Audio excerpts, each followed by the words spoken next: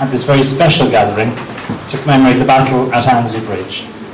The account comes from my memory of talking to my grandfather, and also recording which is available of his account, which was recorded audibly in the 1990s.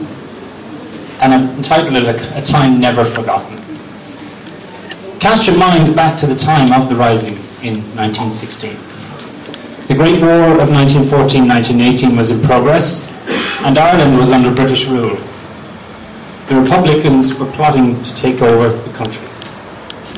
The number 30 double-decker tram ran along the centre of Clontarf Road as it traversed the bends from the tram shed at Ballybough, now Clontarf Dublin bus depot, under the arches of the Great Northern Railway, passing the mud flats on its left with the railway, now the Belfast line, in its view just beyond.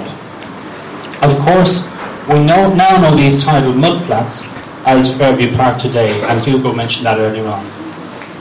The tram lost sight of the sea as it after it crossed the Talca at Annesley Bridge, with Poplar Road to its right, Eastwall Road to its left, and straight on through North Strand and the Five Lamps on road to its destination, Nelson's Pillar in O'Connell Street, now the site of the Dublin Spire.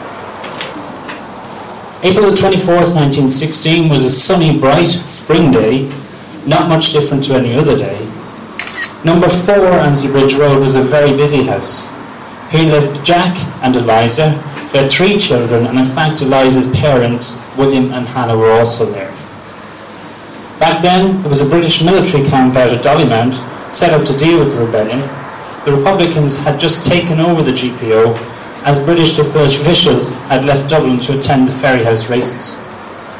On Easter Monday, the troops marched from Dollymount to the GPO, taking the route up and over and along the Great Northern Railway to avoid the rebels. And again, Hugo has talked about that. Meanwhile, on Poplar Road, where we see the flats and warehouses, and also where the site of the AIB Bank, I think, was the Dublin and Wicklow Fuel Company. The Republicans had taken camp there and climbed up onto the roofs in waiting for the British military, knowing they would be passing. All of a sudden, the family at Annesley Bridge Road found themselves caught in the crossfire and took shelter at the back of the house. They got a knock on the door.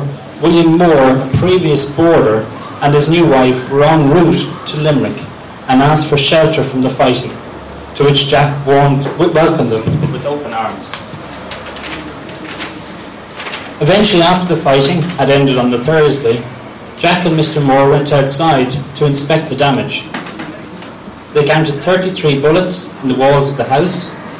All the windows to the front of the house were smashed, and they returned inside to get a sweeping brush to clean up the debris.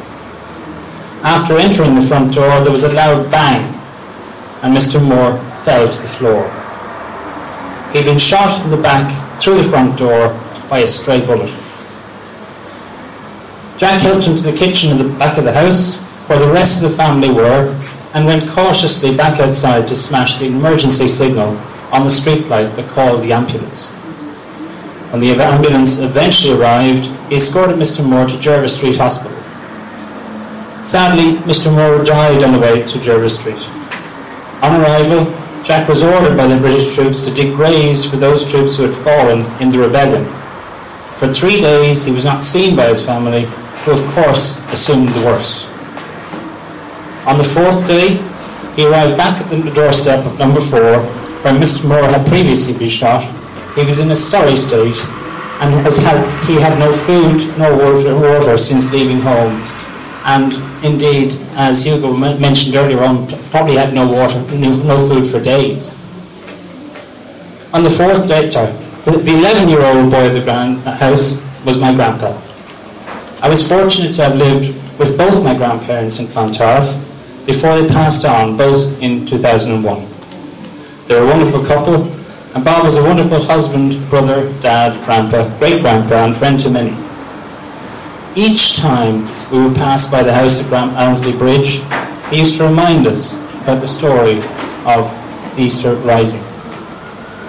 I still cannot pass the house today now without looking across and seeing the tree outside the house and wondering what it would have been like during those troubled times.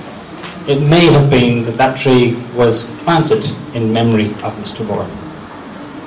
Never forgotten, never will be, and in loving memory of my grandparents, Bob and Betty McCullagh, 1905 to 2001. Thank you.